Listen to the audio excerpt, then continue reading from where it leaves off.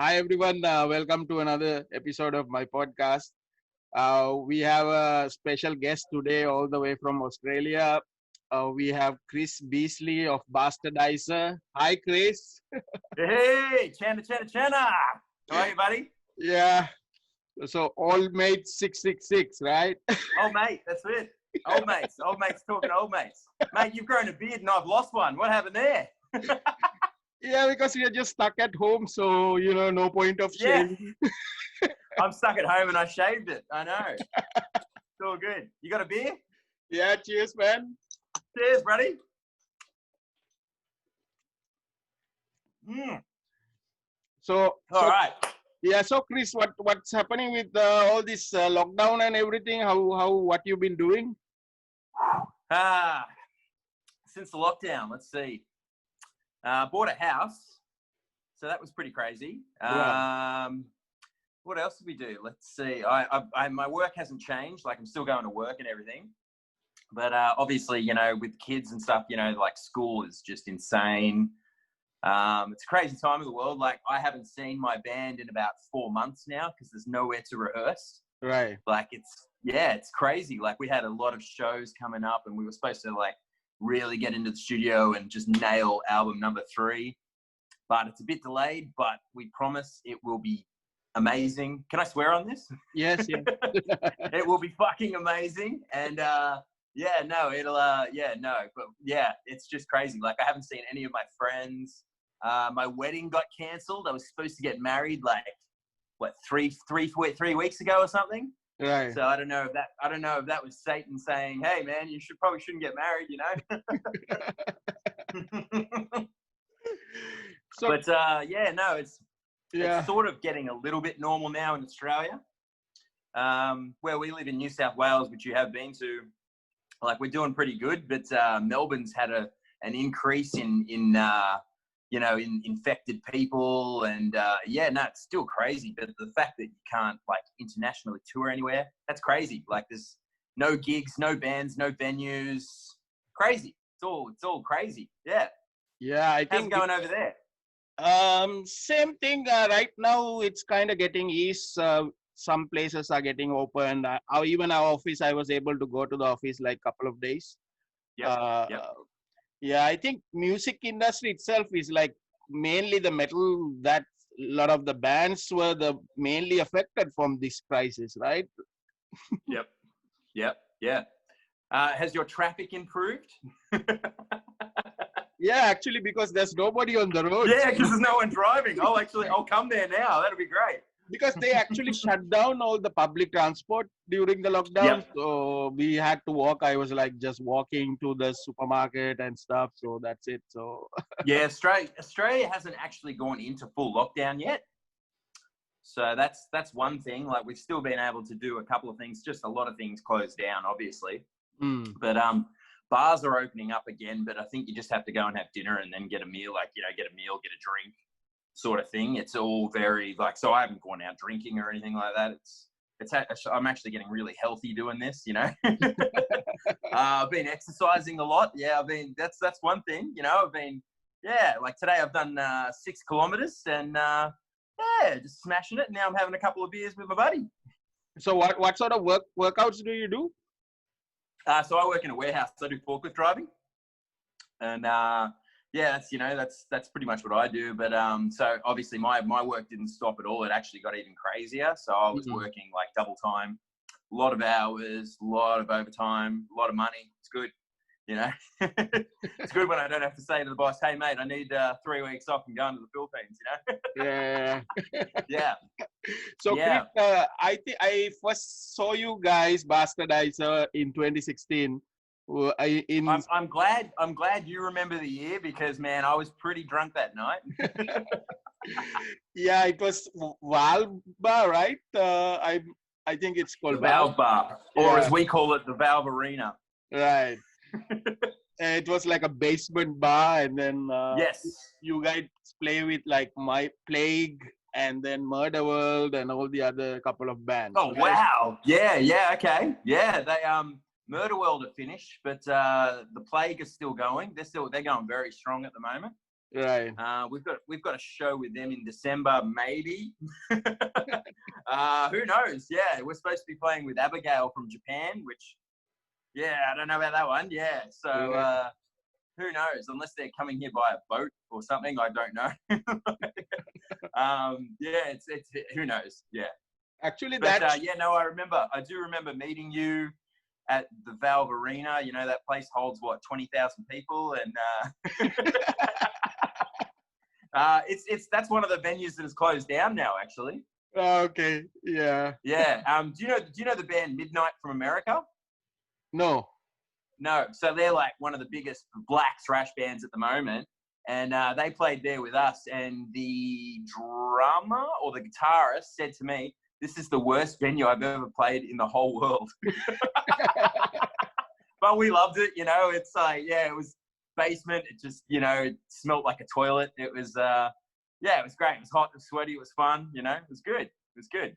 Yeah, actually, when I went to that show, I was the crowd was like, you know, I was like wearing a hat and stuff. So then I got a bit nervous because the guys were like taking my hat off, putting it back on. And I thought, like, you know, I don't know if I'm going to get beat up or what, but then it was just all for fun because everyone's just enjoying. Going wild. Yeah, there's no fights in the metal scene in Australia, which is good. You know, everyone's. Yeah. I mean, you do get those idiots, you know, those whole, oh, you're a poser or you're a poser, you know, like, you know, that's cool, whatever. I'm the biggest poser in the world. I used to be in a glam rock band, for God's sakes. Like, yeah, so fuck off, man. I don't give a shit, you know. Go home, listen to Exodus. I don't care. I don't like Exodus. So, yeah. So, Chris, tell me, so tell me a little bit about your childhood, growing up, and then how did you discover the metal? Yep. So I started out in a small little town. Pretty, you know, it's pretty rough, but yeah, just growing up. But let me think, like how I started with music. I was 5 years old when I heard Kiss's "Tears Are Falling." I saw the video clip on it was like a thing down here called Rage. Just like it just plays all music videos and all that sort of things on a Saturday morning. It's still on now. Yeah, but it was Tears Are Falling, and I just absolutely just fell in love with rock. Like that was just, oh wow, this is cool. And through that show and through a show called Countdown and stuff, like they had all the glam bands, because at the time, you know, it was the 80s. Poison, Motley Crue, you know, Van Halen, Wasp, they were all massive. Well, maybe not Wasp in Australia, but so like all these bands were just played on the radio, so that's what I heard the most. And through that, and through my sister, actually, my sister was listening to Motley Crue a lot, and they're like one of my favorite bands. They probably are my favorite band, like just not the last 20 years of music they've made, which has been shit.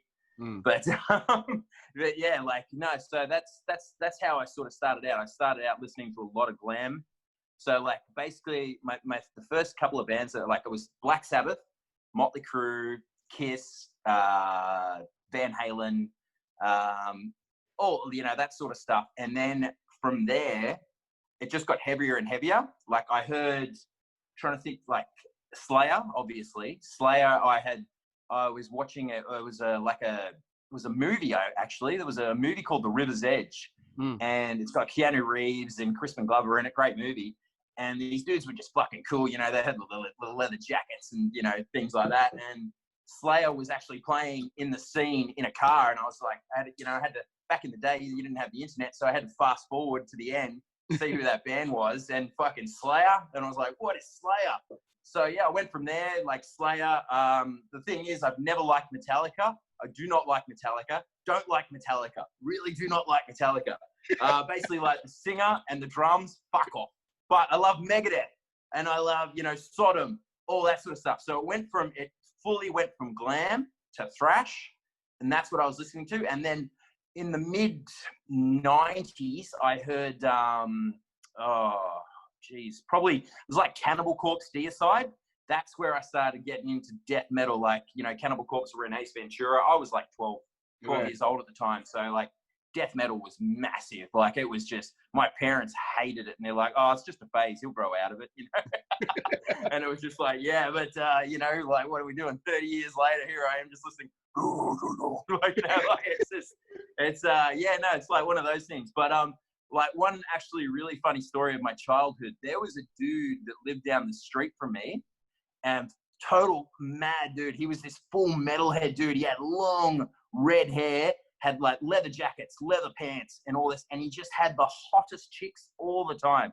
Always different women, just always there. And I was like, you know what? One day I'm going to be that guy, you know? And funny enough, that guy is actually a Bastardizer fan now. So he doesn't have long hair anymore, but like, yeah, no, he found me on Facebook and was like, dude, you're in Bastardizer. I was like, holy shit, you know, like it was, yeah, like, yeah, but he moved to the States, but he lives in Brisbane now. So next time we go up there and play, oh, mate, we're just going to, yeah, chat old times. But I do remember going over to his house, and he had all the Iron Maiden posters and all that sort of stuff. And that's how I really got into Judas Priest through him. And, yeah, that's basically how it started. And then from mid-90s, the whole black metal thing came in, and I absolutely loved it. Like, I remember the first black metal album I bought. This is actually a really funny story. I went into the record store because, you know, back then the internet didn't exist. You just had to buy an album because of the cover. Like, you know, like you're like, yeah, this is going to be cool, you know.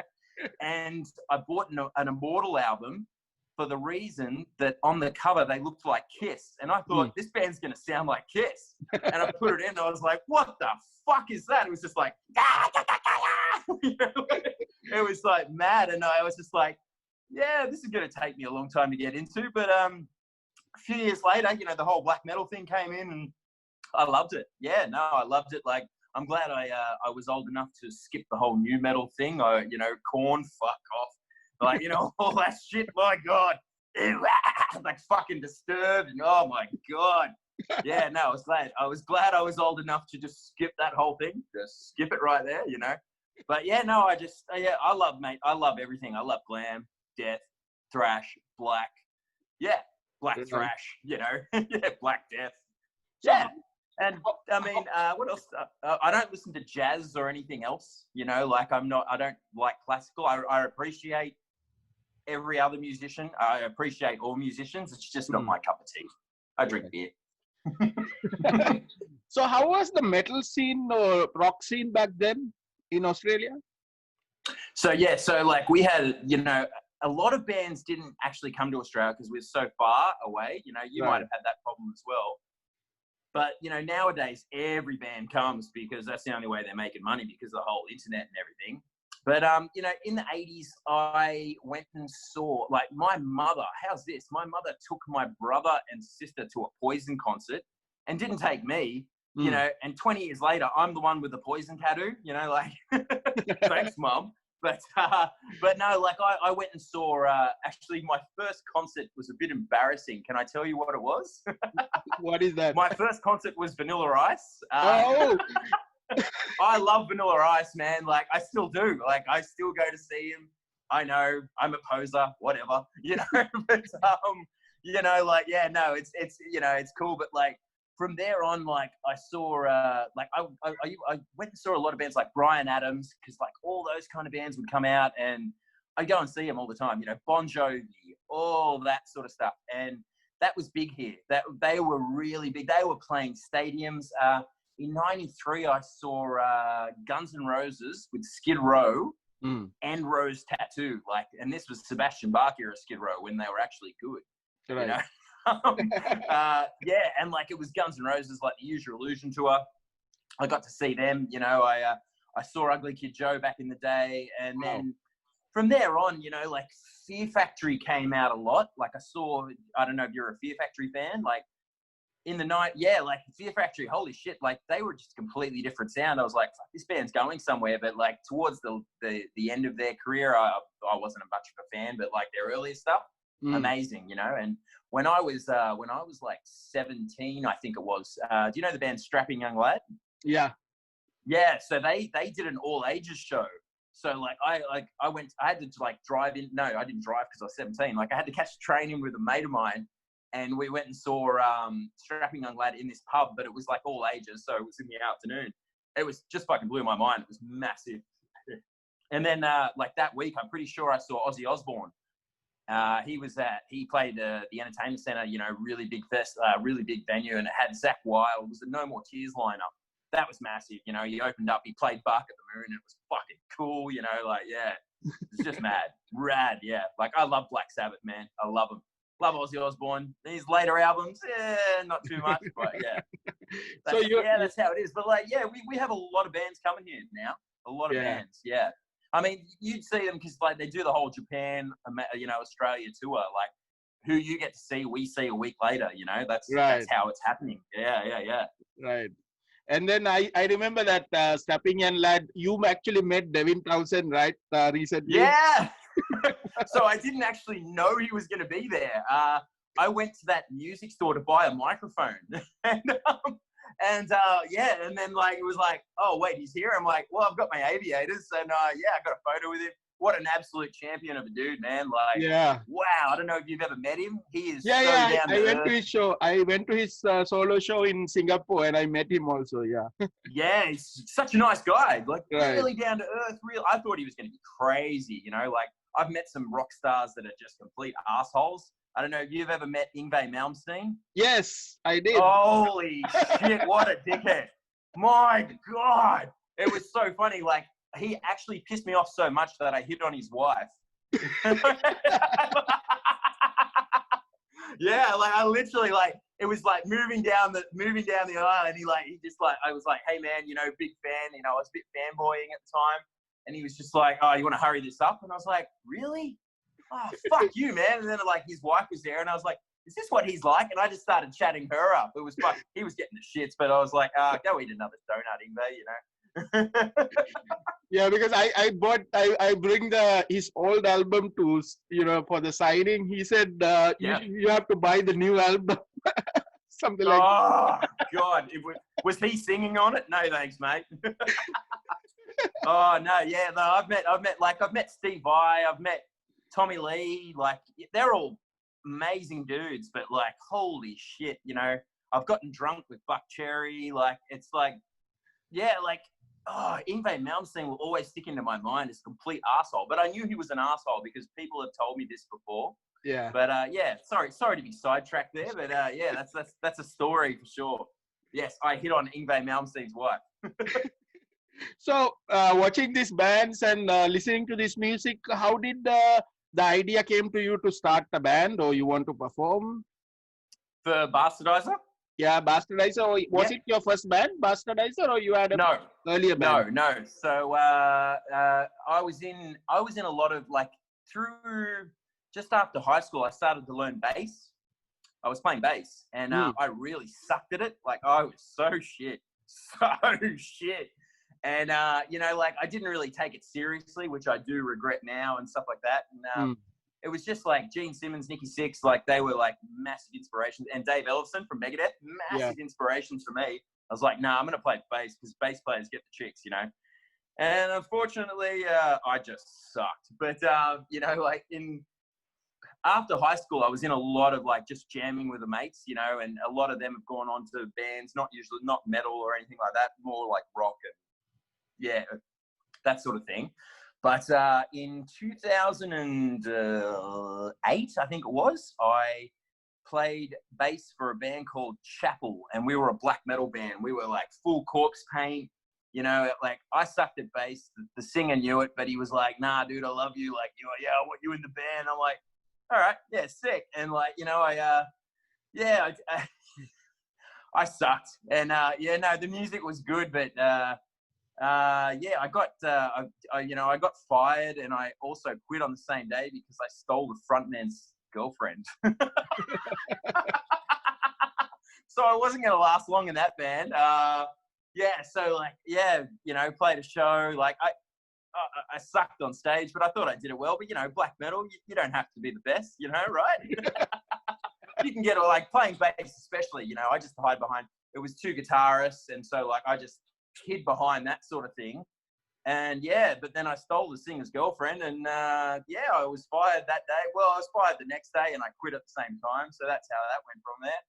And then the next band, so about what are we talking, maybe 2 years later, I was back to full glam. I was looking fucking like a woman, like, like I'd fully shaved all my beard and just like wore so much eyeliner, so much makeup, and like just in the rock scene again, like still listening to metal. Like I listen to everything. And there was a band who had just gotten rid of their singer, and they were looking for someone, and that, they thought I looked the part, and like the drummer was really smashed one night. He came up to me and he was just like, "Dude, can you sing?" And I'm like, "Probably not." and he's like, "Nah, man, you look like really cool. Like, I want you in the band." I was like, "All right." So I like went and tried out, and it turns out I could sing. Like I went into the rehearsal studio, just started singing rock as, like really clean vocals, like things I don't do in Bastardizer now. And, like it was like, I think I went pretty well. Yeah. So we started writing songs together. So I had to start writing lyrics, which I'd never done before. And no songs were about Satan back then. It was all it was all about women and partying and just drinking, doing drugs. All the rock, all the rock crap. And from there on, that band we all decided to go to separate. Just to break up, and so we never toured overseas or anything. But like we thought we were rock stars, and it was whatever. And then from there on, so Bill, from Bastardizer, he would always come to that band's shows. He and I got along really well, and we were just like mates, And then after, like, I knew he was a guitarist, so I knew he was playing in a couple of bands and stuff like that. And then after that band had unfolded, I was at a party in the backyard with Bill, and I literally looked at him and I was like, "Man, I don't have a band at the moment." He's like, "Dude, I want to start a band." And so that's how it pretty much started. I didn't mean to sound like him then, So like we got the idea, and at the time I had a drummer that was really keen on doing something with me as well, and he was a total thrash drummer. And from there on, we were just like, we did not know how we were going to sound at all. Like, what was this band going to be? Because Bill also loves rock, and he loves metal, and he loves everything, And the drummer was the same. Like, as much as he loved, Sodom and all them, he loved Def Leppard. Like, it was just one of those things. And it was like, how, we didn't know what we were going to sound like. But at the time, we all loved black thrash. We were like, yeah, this is a really cool genre.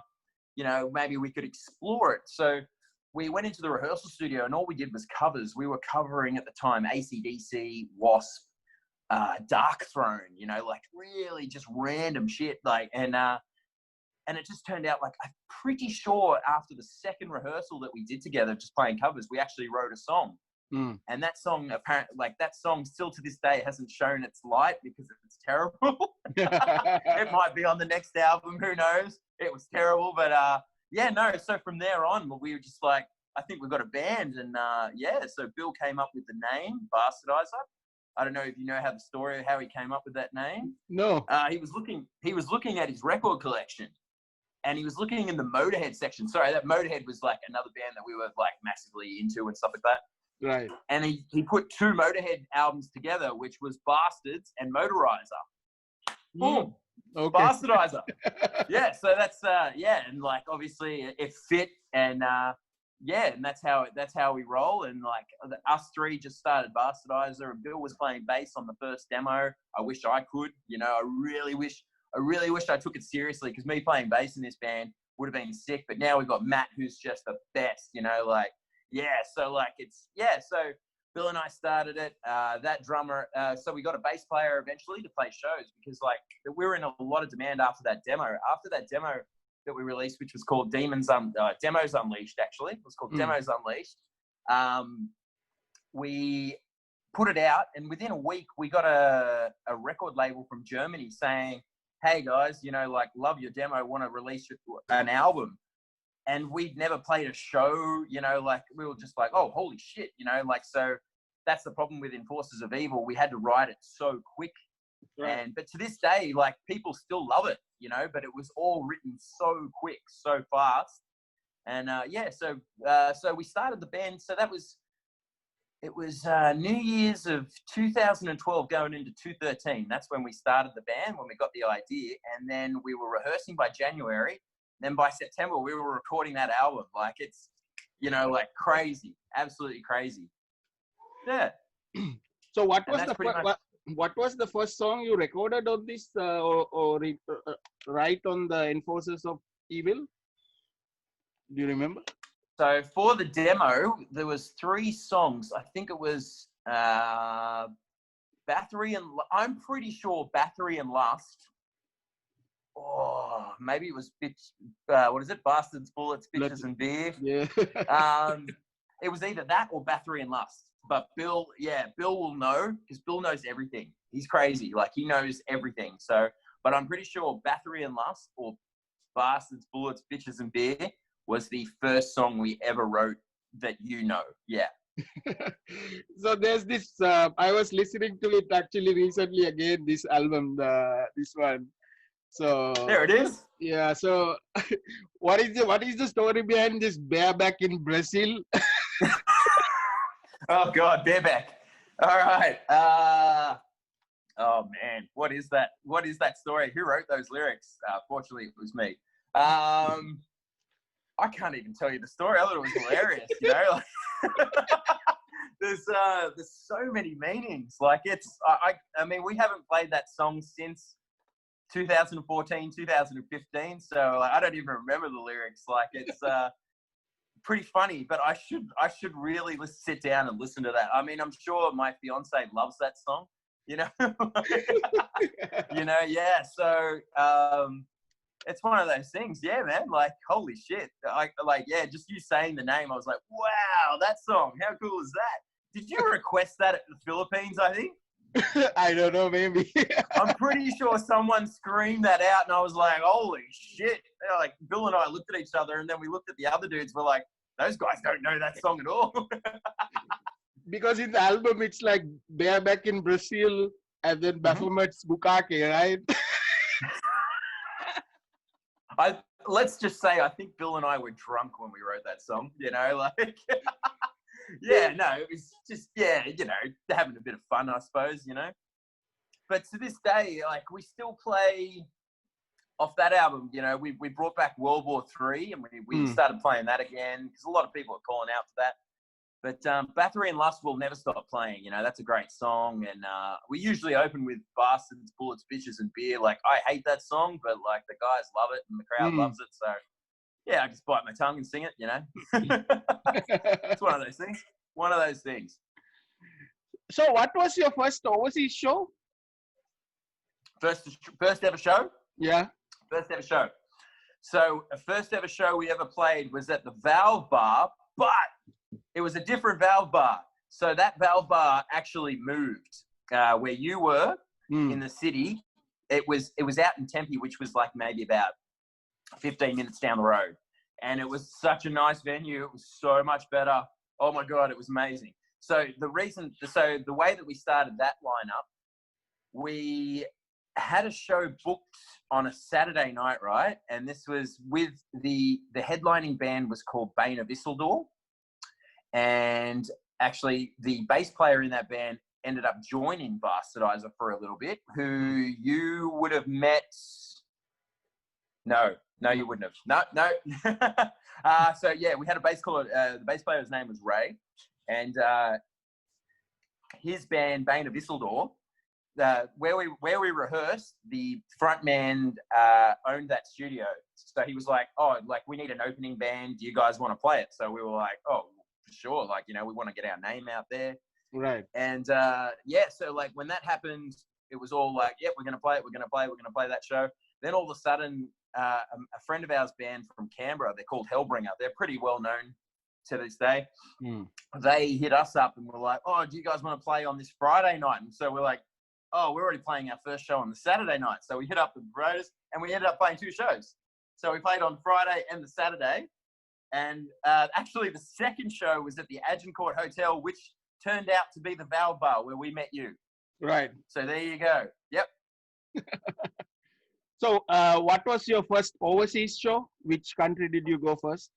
First overseas show was the Enforcers of Evil tour. We went to New Zealand, our brothers, our next door neighbours. Right. So how did that happen? So that's when we had a pretty much full steady lineup. We still had the original drummer. And we had Ray on bass, and we got hit up by a band called Bullet Bill. And how would you? I would say they were black thrash. Yeah, not speed, but black thrash for sure. They hit us up and they were like, "Hey guys, you know, we want you to come to New Zealand." Just having another beer, sorry, bro. We want you to come to New Zealand. You know, you guys we were making a name for ourselves and stuff like that. And so like, I mean, just to sidetrack from that, our third show ever was with a band, Havoc, from where the hell are they from? Somewhere. They're an international band, and so like by the third show, we were playing with an international band, so that was pretty cool, you know. And that year we ended up playing with Morbid Angel, Toxic Holocaust. So the whole like the Toxic Holocaust thing was crazy. The promoter put out, you know, Toxic Holocaust coming to Australia. Then all these people just started saying, Bastardizer has to support, Bastardizer, you know. And, you know, us being massive Toxic Holocaust fans, and Joel even recorded he mixed and mastered everything we did. It was always going to be a given that we were going to play that show. But, like, you know, with all that, like, all these people overseas were seeing the name Bastardizer. And this is how our New Zealand tour actually turned out. So the Bullet Belt guys were a part of the New Zealand leg of the Toxic Holocaust thing. Right. And they just thought, why are these people just keep saying Bastardizer? Holy shit, we've got to check this band out. And they checked us out and they hit us up, you know, oh, you guys got to come over. And it was cool. Like, we went over there and holy shit, dude, we went to this venue called Valhalla. Now, the guy that owned Valve that you knew ran the Valhalla in New Zealand back in the day, you know, and it was a cool venue. It looked like a pirate ship inside. Like, it was just mad. Like, it was cool. And the scariest, like, the funniest thing was, like, we went to the jukebox, you know, to put some money in, and our Enforcers of Evil album was in the jukebox. Wow. Like, where does that ever, you know? That's massive for us. Like, that was like, holy shit. Like, we all just wanted to have sex with that jukebox machine, you know? It was crazy. Like, yeah, just to see our album in there, man. Like, it was, and, like, the shows were so well done. Like, the crowds were crazy. And unfortunately, we haven't even been back there since. But we will. Yeah, we will. But, yeah, it was great. Like, I have family over there, so they ended up rocking up, you know. And none of my family back here in Australia have ever come to a Bastardizer show because, you know, they're a bit religious and stuff like that. That's cool, whatever. So they were down in front, you know, headbanging away in New Zealand. And, so New Zealand was our first international tour. Right. And I remember that you guys put out this split with Bullet Belt, right? Mm-hmm. Of course. How stupid of me. Yes, we did. Yes. So after Enforcers of Evil, we got a lot of demand, and a record label hit us up, and they were like, "Oh, look, do you guys know Whip Striker from Brazil?" And I'm a massive Whip Striker fan. I was like, "Yeah, dude," and they were like, they want to do a split with you. And I was like, oh, shit, you know, like, this is awesome. Yeah. So that turned into a 10-inch, which, you know, it's called Strike of the Bastard. You don't own it. I saw the photo.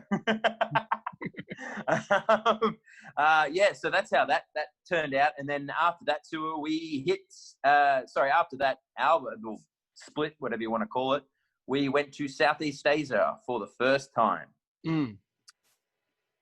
Which was, hang on, just think, let me test the memories here. We Thailand, Kuala Lumpur, Malaysia, Indonesia, Singapore. Yes, and Singapore, of course. Did you go to that show? No, I didn't. But my friend who went to the show with me, he was there actually. He told me that he was. Awesome. That was a good show in Singapore. I remember that one. Yeah, we were playing with a Japanese punk band called Life. Good show. Yes, and I think that was the only places we played then. So that was that. And then after Southeast Asia, we recorded Dawn of Domination. But before that came out, I'm pretty sure we toured Europe, Eastern Europe. And we did, oh God, here we go.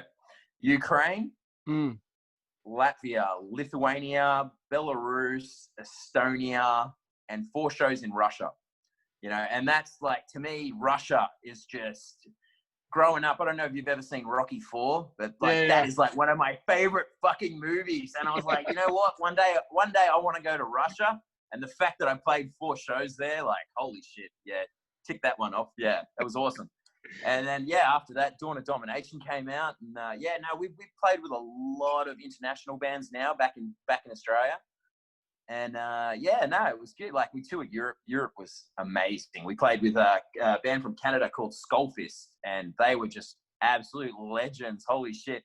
Like, they a big fan. Like, I've been a big fan of Skullfist for a long time, and, like, just going in a bus with them, and, like, we ended up, like, getting even drunker than they were. They did not know what to expect when they hung out with Australians. You know, like, these Canadians were all like, yeah, no, we're going to drink and stuff. But then they met us, and it was like, next level, you know. Like, one night I woke up in a bed with I think my drummer at the time, and the singer of Skullfist was passed out on my floor. Like, you can't, you know, it was fucking, it was mad. It was mental, you know. Like, it was just insanity. Yeah, good tour. A lot of shit went down. Yeah. So how's the fans? We never got kicked out of Russia, so that was pretty cool.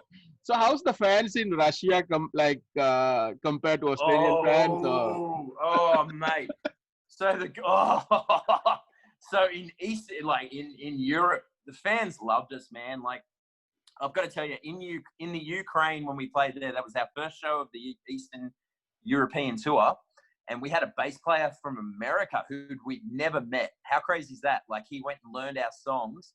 Massive fan of the band. Like, we just knew him from the internet, and he ended up rocking up and playing bass for us. It was amazing, you know? Wow. And so we played the Ukraine first night. It was, holy shit, it was amazing. But the funniest thing was, like, we played this massive venue, and down the street was Eurovision that exact same night. Like, wow. So the town was just, it was party, you know, it was party zone. Like, it was party central, and it was just, everyone got drunk, and one of those, it was one of those things. But everywhere we played in Europe, the crowds loved us. Like, they went nuts. Like, in Russia, we played in Moscow, and holy shit, there were dudes like on stage literally giving me bottles of vodka to drink during the show. Like, I'm literally drinking a bottle of vodka. I can't even do that at home, you know. Like, it was mental. But like, you go on tour, and you're in a mindset, and it's just like, people just jumping off the stage. I stage dived. Like, it was just something I don't normally do, you know. When we play in Australia, it's the same sort of crowds, you know, they go wild, but not as wild as Russia and stuff like that. And right. Like, it was crazy. And in the Ukraine, there was a guy in a wheelchair who actually got lifted up, and he crowd surfed in his wheelchair. You know, like, I literally, like, you know, I can't see much because I wear aviators on stage, and I'm just like, holy shit, there's a dude in a wheelchair like facing me, you know, like, mental, absolutely mental. Like, so we will definitely go back to Eastern Europe for sure. Yeah. So how is it like being able to open for like Morbid Angel, Coroner, or Destroyer 666? What's your you've done your homework. personal feeling about able to open for these guys? Yep. So, mate, you've done your homework there. You've seen who we've played with. You were just naming names that I've even forgotten about. Mate, Morbid Angel, holy shit. Like, I was a Morbid Angel fan probably about 1992, around Altars of Madness, you know, like, they were just next level death metal to me. It was just like Dave Vincent's vocals and all that sort of stuff, like, great band. And then, like, when we got the opportunity to do that, we got to play a great venue here in Sydney called the Metro. And it's the only time we've played it because it's just so big, you know, like, a lot of metal bands can't fit in there and whatever. And it was just an amazing show. And then, you know, we got to take Morbid Angel out and get drunk with them in Newtown afterwards. Like, it was just amazing. You know, it was, one of those things that was just mad. Yeah, like, we took them to our local pub where we get drunk every Saturday night until 4 a.m. when they kick us out. And, we were just drinking there with Morbid Angel. Like, how good's that? It's pretty fucking good. And, so we played with Destroyer 666, who are actually, like, massive Bastardizer fans. And, Coroner, they were really nice, like, totally didn't dig us, you know, because they were just way different kind of band, but that was awesome as well. Like, I don't care. Yeah, it was all good. trying to think who else we played with. Who else? You've got it there on a list, haven't you? Let me think. Tribulation. We opened for Tribulation as well. Yes. Who else did we play with? You already mentioned Skullfist. Skullfist. Balsa also, right? Who's that? Oh, Bolza. Yeah. Yeah, Bolza. Yeah, so the whole Bolza thing. So Destroyer 666 ended up getting banned from Australia, even though they are Australian. Yeah, go figure. So yeah, Bolza took us on, and they were absolute champions. Like, did they come to Asia as well? I don't remember actually. I don't think they did. I think I don't think they. I'm pretty sure they went to Europe afterwards. I remember them saying something like that. But Bolza also great. Like we got a band down here in Australia called Morbid Angel of Death. You know, massive since the '90s, and Pete Hobbs, he took us under his wing, and he just loved us from the day, from the start. And unfortunately, he passed away last year, and it was like a massive blow to us. And like we ended up playing the last show that he ever did, so that's kind of cool. Yeah. But yeah, no, like we've been playing with like a lot of international bands, and like we've already got. So we're playing with Abigail from Japan, hopefully in December, or we'll see. I'm sure it might get postponed and whatever because of international travel. But we're also playing with David Ellefson and Chris Poland from Megadeth. Wow. So that's next year. It was going to be this year, I think. But it'll be next year. And they're just doing Megadeth songs all night. Now, mate, to me, that's like huge, man. Megadeth to me, man, like, holy shit, yeah. Like, everyone loves Metallica. I love Megadeth, like I was always the Dave Mustaine side. Like, growing up, Megadeth were just massive inspiration for me. That's like me opening for Judas Priest, man. Like, it's going to be a great night. It's going to be a great night, yeah. Just to hear Megadeth songs, and, maybe he might ask me to come up and sing one. That'd be fucking cool. Yeah, actually, Megadeth is actually my favorite band also. Mm-hmm. Mm-hmm. Yeah, I prefer Megadeth over Metallica. Oh, you're a good man, mate. You're a good. What's your favorite Megadeth album? Trust in Peace, of course, and then Countdown to Extinction. Mine's Peace Sells, but Who's Buying is my favorite. And then following that, Cryptic Writings. And everyone gives me shit for it, but I fucking love it. I love it. I love Cryptic Writings. I don't care what anyone says. It's great. It's amazing.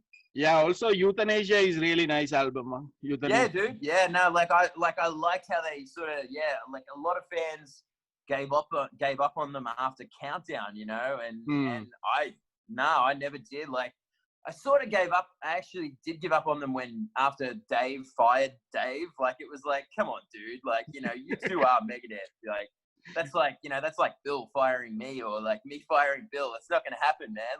Like, it's like, you need the two guys. Like, it's like, that's just how it is, like, actually, like, it's really funny that me and Bill, the two original members, we always refer to ourselves as the Gene Simmons and Paul Stanley of Bastardizer. Right. But, we've had a lot of other musicians come into the band, but the fact that we've got Matt and George now, who are the best. Like, you've heard the new songs. Yeah. Mate, like, we're, like, going heavier. Like, it's one of those things, mate. I call it Bastardizer because this is the best lineup of... This is the best lineup of Bastardizer, and I hope no one leaves because we're having too much fun. And, you saw us on tour. Like, we we're all good mates. We're all great. Yeah. You mentioned about Morbid Angel. Did you like the album they released, this IDI, Illud Divinium Insanus? Did you? I do actually have that album. I mean, I didn't really hate it, but I do have it. Yep. I actually like 3 songs off it. I think they're really good. Like, but my God, they took a massive. They took a massive gamble, and it didn't pay off. But like, as far as Morbid Angel is, when they had that other singer who they have now, I'm not into it. Like, I just think it's Dave Vincent or nothing for me. Like, it's just, he's got to be the singer or nothing. And unfortunately, he does like a lot of industrial stuff. And after meeting him and hang with the other dudes for sure. So you guys put out the last album was 2018, right? Dawn of Damnation. So yeah, 2018 sounds Dawn of Domination, which I bought all the versions of that. Yes. Oh, look at that. You got more than I do. Yeah. So can you tell me about creating this record or writing this record? For sure. Yep, for sure. So so when George came into the band, so we had two drummers prior to George, and the first drummer left, and then we had a second drummer, really good friend of ours, and he I don't know, he just wasn't vibing it. He was always busy, and he had stuff like he was in another band and stuff like that, and he's just, I don't know, he's like a really good friend of mine, like no bad feelings whatsoever. And so we knew his time was coming to an end, and he did too, So I've known George. George is pretty much the only metal drummer in Sydney now. Like, he is in every band. It's actually a running joke. Like, the only drummer in Sydney is George. Right. And I've known George for years. Like, he came to the first Bastardizer show. He came and saw my Glam band from back in the day, and like, he thought we were faggots and posers and whatnot and all that sort of stuff. But it's like, yeah, no. So like I hit George up. It was me, and I was just like, because I said to Bill, I was like, we got to get it. We need a new drummer and stuff like that. And we were just like, yeah, who are we gonna get? And like, we picked up Alex, who played bass on that album. Alex was a friend of Bill's and a friend of mine, and he's a big guitar, like he shreds on guitar. Holy shit. So like, we didn't really want to say, hey man, you want to join Bastardizer to play bass? It was like one of those things. But he was just like, yeah, dude, I'll do it. And I was like, oh, cool, So it was awesome having him in, and we brought him in. And then when we were looking for a drummer, we hit up George. Like, I thought, George is going to be too busy because he's in 20,000 bands. And, I said, hey, George, Bastardizer needs a drummer. And he's like, yeah, I'm there. So I was like, holy shit. So he like ended up learning some of our songs. And the first night we rehearsed with George, we ended up writing a track. Like, that's pretty cool. I can't remember what track that was, but it was definitely on Dawn of Domination. What was the first song we wrote with George? Nah, can't think of it. Yeah, but it was definitely on Dawn of Domination. It was definitely the album that you're holding. Yeah. So yeah, like, I mean, if you can rehearse with a guy and write a song that exact same night, you've definitely got a formula going, I think. Yeah. So that's how that turned out. And so we had Alex, who was, as I told you, a guitarist. So he was bringing a lot of songwriting into it as well, and which was great for Bill, like to have someone else, throw their ideas in. And George, wow, he just spoke up and he's like, I want it this way, I want it that way. I want my drums to sound like a rat. It was just like, it was one of those things. It was like, it was fantastic. Like, George loves Glam as well. Like, I'll put it out there, man. He's a massive Glam fan. We all are. And so with Alex in the band, the songwriting was going really well. And so we ended up smashing a lot of those songs together, putting it together. We had a few labels hit us up. They wanted to release that. And then a lot of the albums that I was listening to were released by Evil Spells Records. And so I was just like, oh, you know what? I'm going to try and hit them up and just go, hey guys, we got an album. Here's some songs we did record, prior. And they loved it, and we're like, yeah, let's do it. And it was just one of those things. And it was really hard to work with that label, unfortunately. Like, it was like, they did everything great. It was just, everything was just delayed. Like, it took them 2 weeks to respond to an email. It was just really frustrating. But we ended up recording it, and it was all good. And it came out, and yeah, you've heard it, and it's great. Yeah, and I mean, there were a lot of great songs there, right? Like up the ante, and then whiskey till death. I like that one. Midnight in very, very. That's our tribute to Lemmy. That was written around as soon as Lemmy died. Like, when Lemmy died, that was a massive blow to us, because like the fact that like Bill, Alex, and I actually were in a Motorhead tribute. We did this tribute thing, and it was like never going to be a cover band, but we only ended up playing 3 shows, and they were all really well received. Like, it was just a tribute to Lemmy. Like, it was like, and there was so many vocalists. There was like maybe 4 vocalists. I was just a special guest. And like those dudes just like learned so many of the songs. And like, it was great. It was great when it was, but like Bill and I looked at each other and we're like, we got to write a song with, about Lemmy and Whiskey Till Death. And that was it. Yeah. And then the band photo was so cool. Huh? You like that one? Yeah. My God, I'm so fat in that. But I know, I've lost a lot of weight, thank God. I call that fat album. Actually, George, there's this other band from Australia, from Sydney, I think it's also. I met the band here, and he's one of the cousins or relatives of George, the Dreamer's Crime. Oh, Mr. Pete. Yeah, mate, I was talking to him this morning about wrestling. We'll get to that later. But yes. Okay, so tell me how did you meet Dreamers Crime? So Dreamers Crime, they played here a couple of shows, and then I'm involved with the radio show before, right? So I was sure. Yeah. So they were one of the guests, and then I went to their show when they played here, and then they came back again, I think in 2018 or 19. 2018, yes. I think they came back for another tour. So they were kind of, they were staying in this apartment and stuff for the tour, like play. So I asked them, why don't I treat you guys for dinner or something? Let's go out. Oh, nice. Yeah, so I went with the band, just treat them for a Filipino lunch. Actually, it was like a lunch and dinner in between. Cool. So, yeah, cool. Yeah, and then I've been supporting them a lot also, those guys. Yeah. Yeah, cool. So so this morning, like he was messaging me, and he ended up calling because he's really good friend. He's like my fiance's best friend. That's how we know each other. And because they're all Greek, they only went to one school in Australia. There's only one Greek school in Australia, in Sydney at least. And so everyone knows each other. George went to that school, and so that's how that happened. But like he messaged me, like he was calling me. I was talking to him this morning, and I told him I'm doing this podcast thing today with Channa. He's like, mate, tell him I said hello. And to this day, like Bastardizer and Dreamers Crime have never played a show together. Like that would be kind of crazy, but a good story. George actually played drums for Dreamers Crime for maybe 2 shows or something back in the day, like way back when George was like 18 or 19 or something like that. Yeah, so there you go. There's a bit of a Bastardizer history.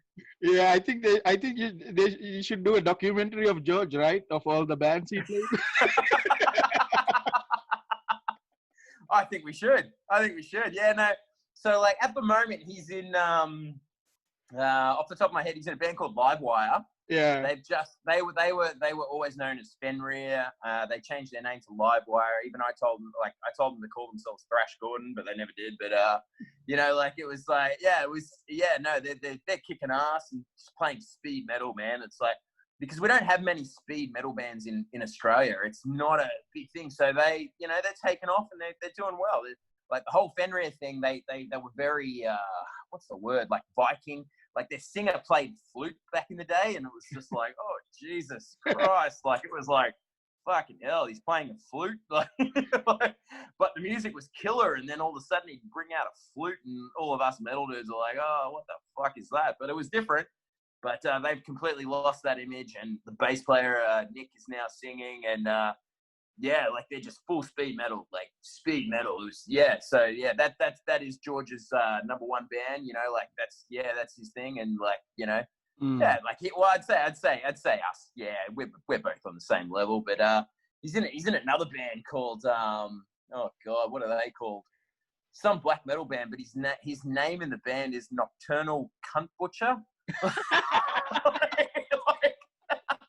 I can't even remember the name of the band. He's gonna kill me for this.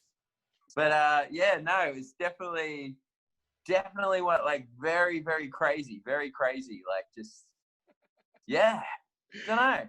So Chris, you play also another band, right? Heath and Spawn? No. So I left that band maybe about a year ago. Oh, okay. But we can definitely talk about them. Yeah. So there was a lot of downtime in Bastardizer, and I had a lot of free time on my hands, and that was when we had the drummer that was very busy, you know. So it was just like, well, I got some time, and you know, like this band that I knew, like all my mates were in the band. They were sort of like I'm trying to think of the sound. It was like a doomy, swampy rock kind of thing, and they were called Swamp Harlot. And they ended up getting rid of a couple of members because they had like 3 guitarists, like 2 of them were like 2 females, and they ended up getting rid of one of them, and they wanted to like start a different sound. And like they were just like, oh, you know, we're putting out feelers for singers and stuff like that. And I was like, well, I got some time on my hands, you know. Like, it was just at the time I did have some time on my hands, and so I was like, well, I'll give it a shot, you know. And you know, I didn't like mention it to Bastardizer or anything, because this was always going to be a side project. It was never going to get in the way or anything like that, you know. Like, it was just something that I could do, you know. And it's always good to explore, I think, you know, to change it up a bit. And so I went down, like, I heard what they were playing, and it was just like completely different to what they had. Like, I was like, wow, this is different. Like, it was melodic death metal. Like, I love death metal more, but like melodic, you know, like it was just, I can't do clean vocals. I was never going to do clean vocals, but you know, so like they played me the songs, and so they you know, they said, here's the song, you want to go write some lyrics to it? And that's how that came about. And so I ended up writing some lyrics, and it ended up turning into a full death. I didn't even know I could sing death metal, you know. Like, it was just like, this is cool. Like, it's very, very melodic, but it was just one of those things. Anyway, and I ended up joining the band. Like, they were like, yeah, you want to do it full time? And I was like, well, do you want to join? And I was like, yeah, sure. And the good thing with that band was, I think we were together for like maybe about a year before we even played a show. So like, I was not like cutting into Bastardizer's touring or anything like that. Like, I had the time, it was fine. And we just worked on songs. We just played the songs so many times to get them good, you know. And then it turned out we like started getting a lot of demand. Like, so we put an EP out. We put a song out, you know, and a lot of people were loving it. And they're like, oh, you want to play a live show? So we were like, okay, you know, we should probably start doing that. Right. And it was, you know, I don't know if you've seen the image, like what I looked like in the band, like. Yeah, so basically, you know, all those guys were normal, but I was wearing a hood and covering my face, like. And the reason for that was, like, I just didn't want to go on stage and then have everyone say, oh, it's the singer of Bastardizer, and sort of, you know, bring up the name. Right. So I wore a hood, called myself a different name. I think I was going by the name of Christian, which was just hilarious because all the lyrics were like, we had songs like The Vatican Burns, and like, you know, and it was just like, I'm going to name myself Christian. That's not even my name, you know? So like, that's how that was. And yeah, so I put a hood on me, and like, I started just doing it. Like, I just started getting really, really deep, like death metal vocals going on at the time. And it was really funny. Like, the recording process for that, we went in and recorded an EP for a label, you know, they were going to release us from Mexico. And we recorded with Matt from Bastardizer. Well, he wasn't in Bastardizer at the time, but we went to his studio, and he had recorded, Matt from Bastardizer recorded my old rock band. Like, Matt's been around in my life. Matt is a stalker. He has been in my life for like ridiculous. And, you know, we went up to Matt, and I was like, Matt, we're recording this thing, you know, and all that sort of thing. And he'd not even heard the band, and he was like, recording the music, and he's like, how the hell is Chris going to sing to this? Because, you know, he knew me as the rock dude or the singer of Bastardizer. Right. And then I came in and just did this full death metal, like, growls, vocals, and he was just like, dude, what the fuck? You know, like, he was shocked. He was just like, holy shit, man, you can sing like that? And I was like, yeah, I think I can, you know. And so that was, yeah, that, you know, it was fun, you know, while it lasted. But it got to the point where they had to go overseas, and they played like a really good festival, and I just, at the time, I couldn't do it, and so they ended up getting a fill-in. And like, I was at a time in my life where I just couldn't do it, like, and, you know, it was just one of those things. And they were all cool with it. Like, they got a singer for it, like, and they played the show, which is awesome for me. But, like, you know, just their newer material was just getting a bit too melodic for me, and I was just like, I'm not getting into it. And I was just busy with Bastardizer and my life, you know, single parent, like, one of those things. It was just, yeah. So I left the band about a year ago, I think, and not too sure what they're doing now, but they did play a show in December, and they did ask me to come back, which was fine. You know, no problem. I knew the songs; it was fine. So I did play that. I did play that show with no hood, no nothing. You know, like I was me. I was wearing the aviators. And Matt from Bastardizer actually was supposed to play bass in that show, but he couldn't. But so we went on without a bass player. But we had 2 guitars, so it worked.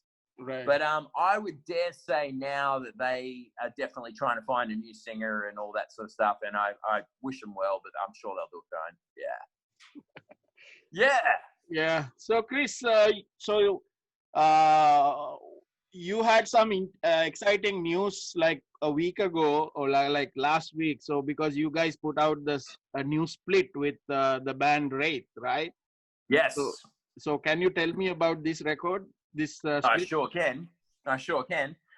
So as of up until last year, you know, before this whole world went to shit, you know, we have been writing. We've been writing for album number 3. It was, you know, it's on the cards. It's happening. It's like, and the songs are just so fucking good. Like, you know, and now you've heard 2 of them, you know, like, yeah, like, so we, you know, we've just been doing that. We've been doing that sort of thing. And with Matt in the band, holy shit, man. Like, yeah, like everything's just vibing. It's going great. But like, so we got about, I'd say about maybe 6 songs like now. And we were like, okay, we're going to record in 2020. We're going to record in 2020. We're going to record in 2020. Because we were playing shows like crazy last year. And, you know, we played overseas with you and everything like that. And we, you know, 2020 was going to be the year that we recorded the 3rd album. And then all of a sudden it went to shit. But back in January, I think, or like late December, we got a message on our Bastardizer Facebook page. How metal is that? Facebook. You know, and it was from Chris from Wraith. And mate, I have been a Wraith fan since the first demo, like since the first EP. Just this, I can't even remember how I heard them, but it was just like, this band sounded like Toxic Holocaust. So I'm like, fuck, I'm gonna check that band out, you know. Right. And I was just a massive fan, and I bought everything since then. And then all of a sudden, this dude from Wraith just messaged us, and he's like, hey, man, just a massive fan of Bastardizer. And I've just, like, fanboyed out going, holy shit, you know? Didn't even think this band even knew who we were. Right. You know? And all of a sudden, like, he added me on Facebook, and he's just like, dude, like, fucking Dawn of Domination is just constantly on rotation at my house. And I was like, holy shit, you know? Like, this is awesome. Yeah, this is great. And I was like, dude, man, like, I fucking love the album Absolute Power. Heed the Warning EP, like just everything. And he's just like, you want to do a split? And that's how it turned out. And it's the first release on Bone Pick Records, which is actually his label. So that's how that is. And yeah, so we released this week. We just don't have the physical copies because of COVID-19, you know, and like it's just one of those things. So they were just like, you know, we want to do 2 songs. We want to do 2 songs. And they ended up doing 3, but didn't tell us. But that's cool, you know. You know, if we'd known, we would have recorded the 3rd track, but that's cool. So, like, yeah, so when they hit us up, we talked to the boys, you know, me and Bill. We were just like, which songs do you want to do? So we chose Mark of the Storm and Erotic Christ, which I know you love. Love. Yeah, so that's, yeah, so like we went into the studio, and like, you know, this time around it's very different because Joel Bryan from Toxic Holocaust has mixed and mastered everything we've done in the past. Right. And this time around, you know, Matt stood up, and Matt's got a recording studio, and he's mixing and mastering bands, and he's just like said to us, guys, is it all right if I do it? Because I really want to get, you know, my name out there and all that. And like, we were just like, well, that's different, you know, it could be good, could be bad, who knows, you know. And you know, so yeah, it was different. So we recorded with Matt, and you know, and the thing is, like, you've met Matt, he's the nicest guy, but when you're in the recording studio with you, holy shit, he hammers you, and he's like, you can do that better, which is what every band needs. Every band needs that Rob Rock guy in the booth going, nah, you know what, that was shit, do it, you know, do it again, you know. And that's what we needed. Yeah.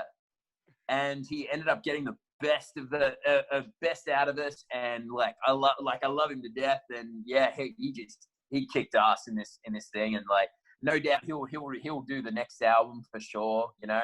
It's good to have Matt in the band. That's for sure. So, Chris, what's your experience? You came to Philippines 2018. That was the first time. Yes. So, Yes. what's your Let's talk about that tour. experience like coming to the Philippines? Okay. So that tour. So, that was Matt's first international tour ever in a band. Like, Matt used to play in a band called To The Grave down here, and like very metalcore. Like that's Matt's thing. He loves metalcore. He also that's his thing. Whatever. Cool. We don't listen to it. That's cool. But this was his first ever overseas tour. So he jumped at the chance. He's like, this is gonna be awesome. So we got asked to play. Where did we play? We did Thailand, obviously, which all our friends are at. We love the Thailand guys. We knew we were coming back to Singapore. Laos, I had never even heard of the country before because I sucked in geography at high school. Like, I was terrible. I'm like, Laos, is that a country? So I'm Googling away, and it's next to Vietnam, which I have heard of. Like, yeah, I'm pretty embarrassing. Bill fucking hates it. He just knows my geography is terrible. Like, I didn't even know where I was half the time when I was in Europe. So like, oh my God, the Philippines. So we played. Where did we play first on that tour? That was Singapore. Yes, our first show was in Singapore, which you were at, and very early. You arrive at gigs way too early, my friend. Because you're a fan, right? You're a fan. Yeah. Singapore. Where the fuck did we play? That venue was insane. Yeah, that was like an office building. No, it's like a storage, kind of like a storage place, right? I don't know. Yeah, yeah. Like, it's not the weirdest place we played. On the last Southeast Asia tour we did, we played in Bill's gonna kill me. It was in Indonesia, and it was the second show, and we played in a university car park. It was mental. Like, it was fucking insane. It was like, we're gonna play a car park, but there was probably like 500 people there, and it was just insane. Like, it was just, and like, we wanted to get a beer, but in Indonesia, like, alcohol's very no.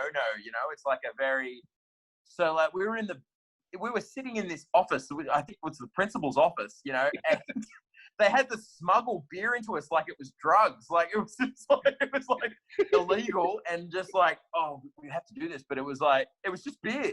All we were drinking was beer. Like, that was insane. So yeah, we played a car park. We played a fucking car park. It was mad. Mental. So yeah, so like, obviously, we went to Singapore. We played that. That was a very crazy venue. That was crazy. You've got to admit, that was crazy. Who did we play? We played with Gangrene that night, I remember. Yeah, it was, yeah. And like, when we walked into that venue, we were like, is this the venue? But you were there, so we knew we were there.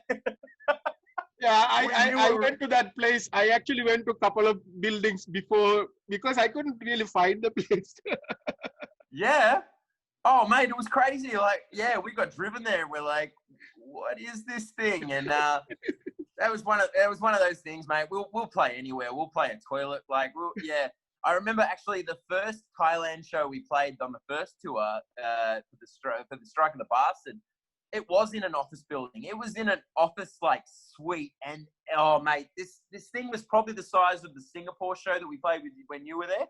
Yeah. But there was probably like 300 people in there, and it was just crazy. And at one point, like, I'm singing away. I'm wearing a leather jacket. Why do I do that in Southeast Asia? Like, I am just dying of sweat. Like, what the hell? I'm just nuts. And all of a sudden, like, we were just singing along, and suddenly this guy just lifts up a baby. Like, it was literally a baby. Like, I don't know, it was a baby. Maybe it was like 1 or 2 years old. Had the headphones in, like, to protect its hearing, but it held it like in the mosh pit. And I was just like, holy shit. What the hell is that? Like, being a father myself, I was like, that's really bad parenting, but fucking cool.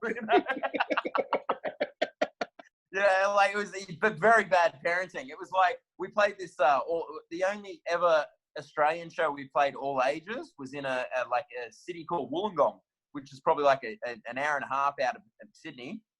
And my daughter was in the crowd. Like, this is crazy. Like, my daughter watched Bastardizer for the first time. and we had this crazy mosh pit, and then all of a sudden behind that was my daughter just sitting there watching her dad going, what the hell is my dad doing, you know? I asked her how the show was afterwards, and she's like, Dad, you swore a lot and you said the word hell. So when you played in Philippines, you were surprised by the crowd? Let's talk about the Philippines. So after Thailand, we played Laos, I'm pretty sure. And Laos, holy shit. There was no alcohol rules. Like, everyone was just so drunk. Like, it was insane. Like, it was just a great country. Then I'm pretty sure we played somewhere else on that tour. Laos. I'm trying to think where we played just before we came to the Philippines. It's going to bug the crap out of me. Oh, well, anyway. So we got on a plane, went to the Philippines, and holy shit. We get to the airport, and there's like 10,000 people in a line. Like, what the fuck is with your customs, mate? Like, it was insane. And, like, you know, when we go to those countries, we've got to pretend we're not in a band. Right. Yeah, because, you know, your rules are a bit different to us, and, you know, we don't have, you know, always have the legal documentation. It's one of those things. But, yeah, so, like, we, you know, all four of us, you know, tie our hair back, and, you know, all of a sudden, you know, we get up to the customs booth, like, after 20 hours, you know, standing in this line, and all of a sudden, like, you know, they're just like, oh, you're in a band? We're like, no. You know, it's like, what do you say? You know, it's just like, no, we're not in a band. You know, we're just passing through. You know, that's what you say. Yeah. And we ended up, it's actually funny. So they let us in, thank God. And we got in, and, you know, then we stand at the carousel waiting to pick up our instruments, which is hilarious. And then everyone's just like, you're in a band? And we're like, no, we're not in a band. And then all of a sudden, Bill grabs a guitar. Yeah, so, like, after that, we did that. And then I'm trying to think of what was the promoter's name? He did Dream is Crime as well. I don't remember anymore. What? Yeah, whatever that guy's name was. Oh, that's really bad. Can't even think of his name. BJ. Yeah. BJ. Right? Yeah, BJ. Yeah, how could I forget? It's a great name. So BJ. Yeah.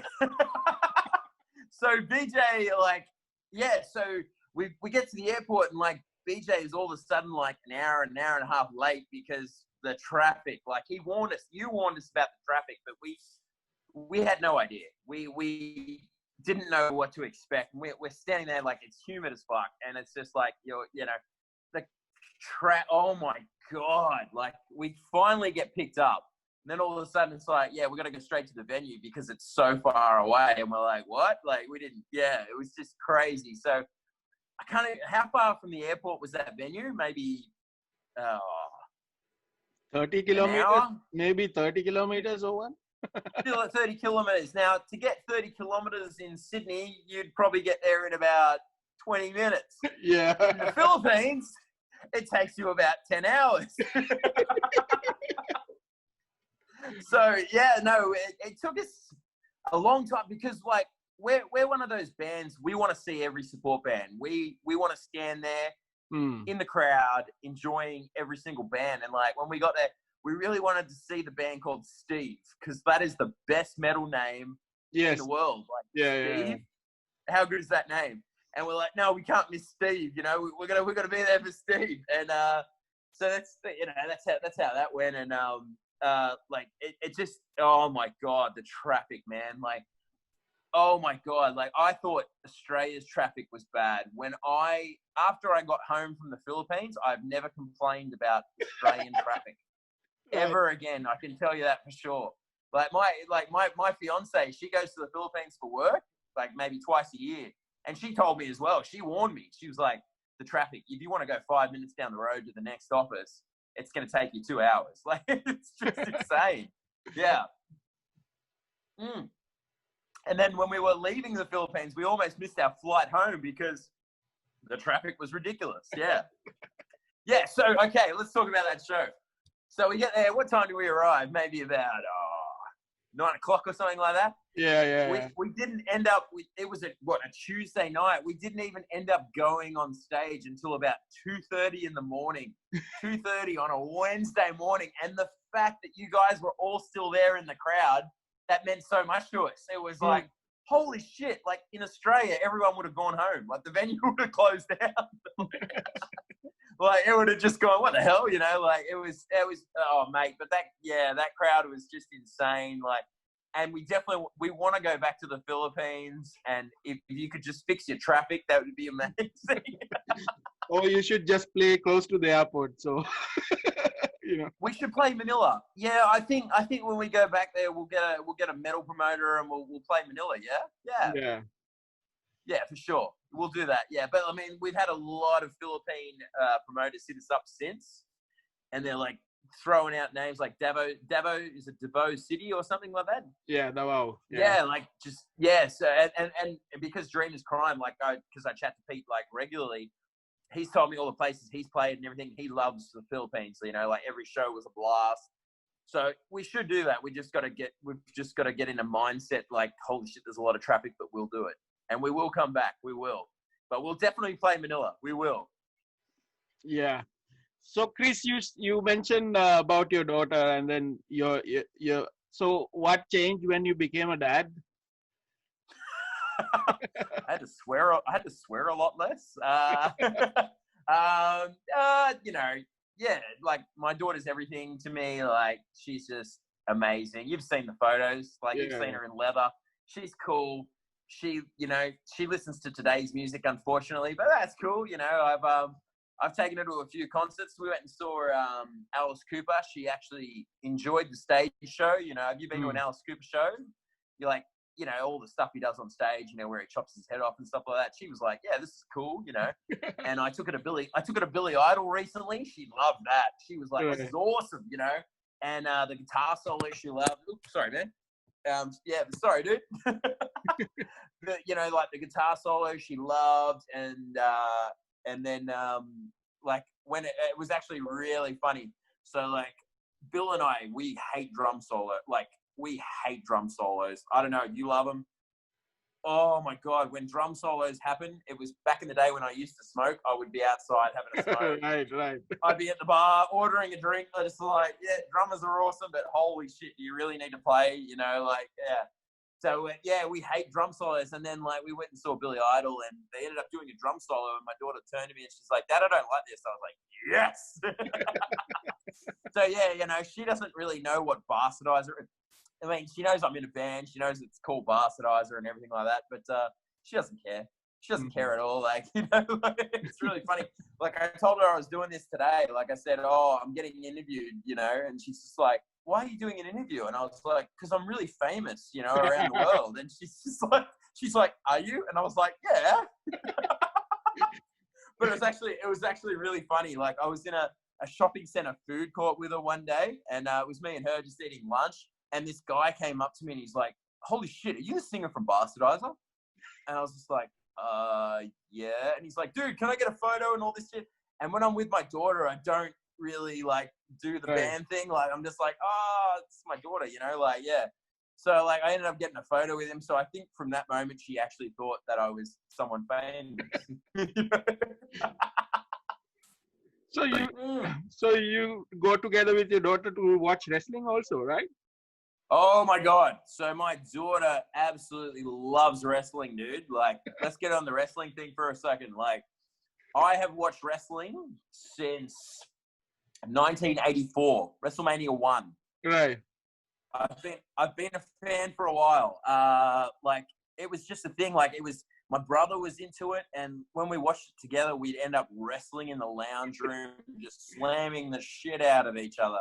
I don't know if you've ever seen my brother. He's this Fijian black dude, and he's huge, and he just like, he could pick me up and like just body slam me on a wooden bed. It was just insane, the stuff we were doing. Right. And he was like, you know, like since then, like it was just a wrestling. And I thought it was another thing that my parents thought I would grow out of. You know, now I'm about to turn 40 and I still love wrestling. So yeah, and then so the story of my daughter liking wrestling. So I was like, you know, I never like force anything onto my child. Like want her to pick her own path, like, you know, religion, all that sort of thing. Let her choose her own thing. I'm sure you do the same as the father. And one of my best mates, he is a wrestler in Sydney, you know, and I was just like, oh, he's like, dude, come and watch me wrestle this weekend. I'm like, oh, dude, I got my daughter, you know, and he's just like, bring her. And I'm like, oh, she's gonna hate this, man. Like, she's gonna like, she was probably 3 or 4 at the time. And I'm just being yelled at by my fiance. She was 3. She was 3. Yeah, she was 3. And I was just like, look, darling, I'm going to take you to this thing on Saturday night. You're going to hate it, but this is what your dad loves. And I want to go and see my best mate who's wrestling. And she's like, all right. So, and my daughter will go to anything, you know. And so I brought her along, and holy shit, man, that night changed. She was just, what is going on? You know, like, she was sitting on my lap just enjoying every little bit of it. And I just thought, as a girl, you know, maybe she'd prefer ballet or something like that. But she just sat and watched it. And then all of a sudden, like, it was actually really funny.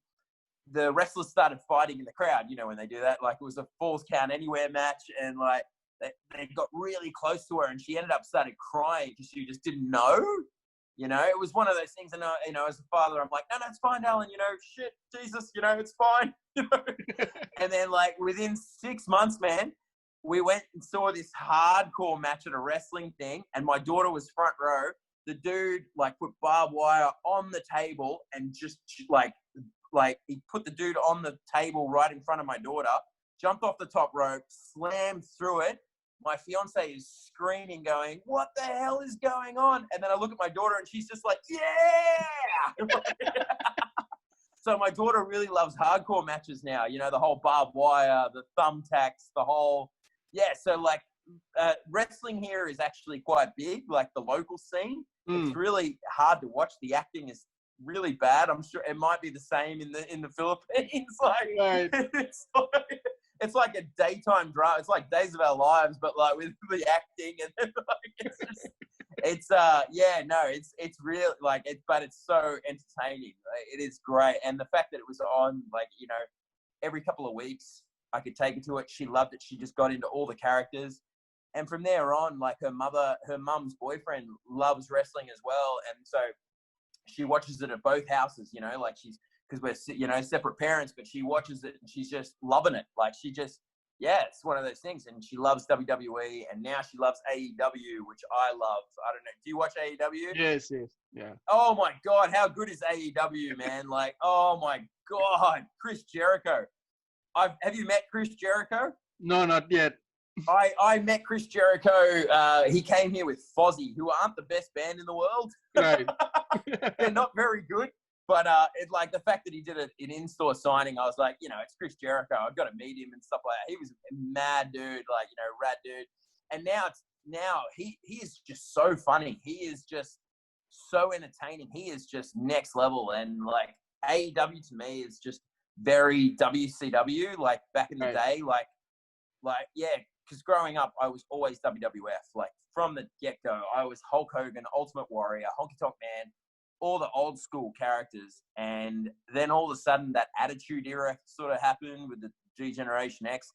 I sidetracked because I went to WCW because my favorite wrestler of all time is Kevin Nash / Diesel. Right. And, you know, he jumped ship, and then the whole NWO thing, that was massive for me. Massive. Like Hulk Hogan turning bad. It was just like, what the fuck? Like, it was just insanity. So yeah, and to this day, like my daughter and I now watch pay-per-views together, which is fucking cool, you know. And every week she comes over, like, you know, I have her on the weekends and she just comes over. We watch AEW, we watch NXT. NXT is amazing to me. NXT, holy shit, the way that Triple H and Shawn Michaels are doing that, fantastic. Yeah, I mean, I was a fan growing up watching wrestling, and then but over the years I kind of lost interest, and then recently, like few years back, my son got into watching wrestling, and mostly with YouTube and stuff. Then I got him the WWE pay-per-view and stuff, and then he's like an encyclopedia of wrestling because he knows every play, you know, every fighter, every details, all the WrestleMania. Like if you ask him who is the winner of this particular championship, he will tell you because he's so crazy. That's awesome. Yeah, That's very cool. and then we went to WWE Singapore last year together to watch because he wanted to watch Seth Rollins because he's one of his fans. Like Seth Rollins is one of his. And then last year he turned 10 years old. So I I have friends in the local wrestling circuit here. So we had a show, and then we celebrated his birthday on the ring. He had a wow, that's awesome. Yeah, he had a show, Seth Rollins, John Cena cake, and then his favorite local wrestler brought it to the stage. And he was so cool about it because he was so happy after that.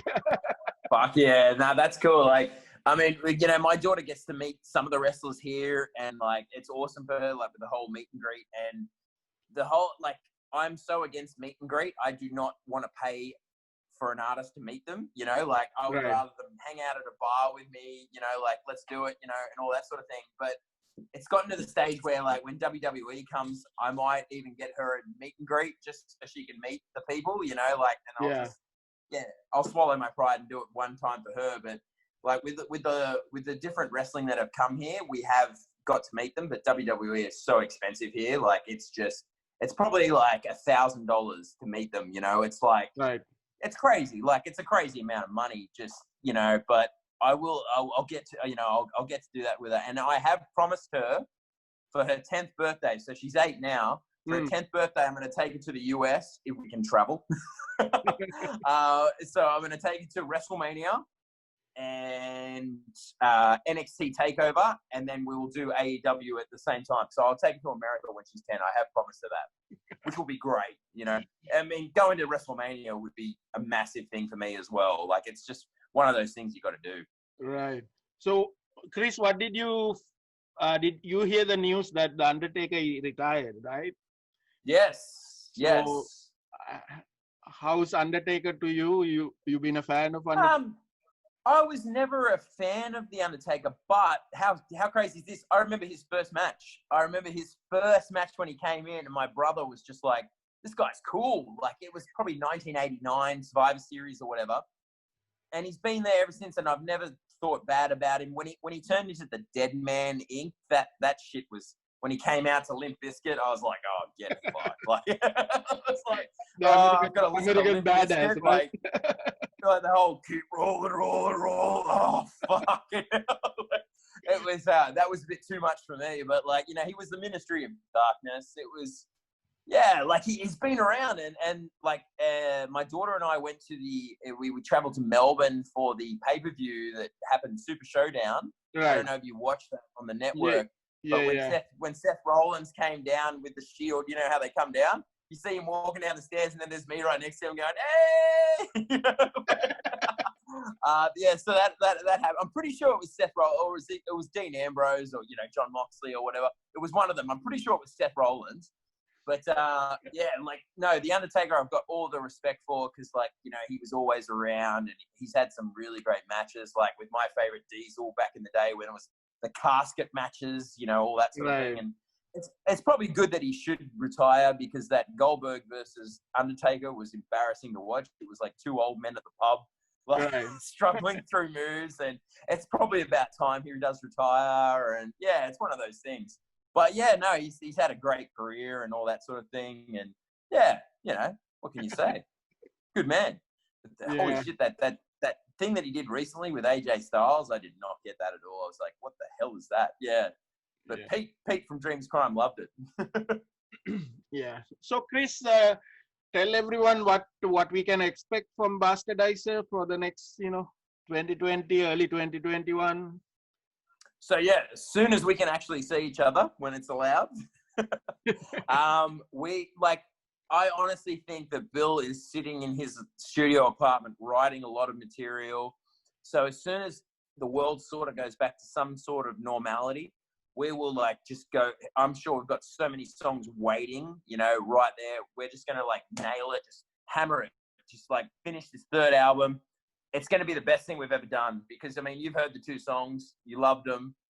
It's heavier. It's great. Like it's going to kick ass. We're definitely going to do the album, and then we're going to tour more. We will come back to Southeast Asia. we'll do everywhere. Like, I really want to go to America. I really want to tour America. Like, that'd be great. And like, we've been talking with Rafe, you know, we might get that happening, and yeah, it's going to happen. Yeah. Nice. So, Chris, anybody you want to shout out to? Oh, mate, the Filipinos. He's crazy about, and Popeyes. Was it Popeyes chicken? No, what was that place called? Jollibee. Jollibee. Holy shit, the staff at Jollibee. That was great. We walked in, we were like celebrities in there. They were just like, who are these white people? Like, it was just like, who are these long-haired dudes? Like, yeah, it was, yeah, no, like, oh my God, Jollibee. Wow, the chicken was amazing. But what's the deal with, you guys have so much chicken everywhere. Like, it's just insane. An insane amount. Yeah, so I've really got to put a shout out to the Filipino fans, but I got to put a shout out to the Jollibee staff, the managers that all wanted photos with us at 2:30 in the morning on a, no, it was even later. It was probably 4 o'clock in the morning on a Wednesday morning. It was just insane. Like, yeah, no, but we will definitely come back. We will come back to the Philippines. We will, and mate, the next album is going to be the Bastardizer. It is. So, Chris, thank you for doing this. You know, I think I talked to you on the internet maybe 2017 or something. That's the first time I think I chat with you, like 3 years ago. Yeah. So yeah, you've always been cool. You've been responding, and you've been, you know, help. Yeah. So it's very nice that you know, you're really talking to the fans. And thanks, man. Yeah. So yeah, keep making music. You know, we'll hopefully see the third album. Thanks, man. This is actually my first interview without the band or without Bill. So did I do all right? Yes. So awesome.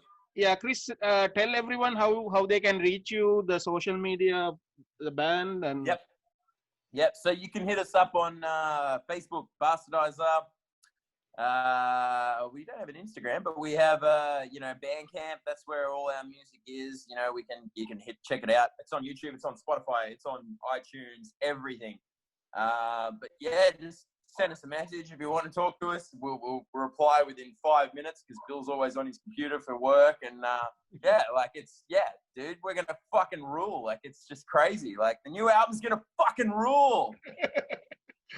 Yeah, I've had a few beers. Yeah.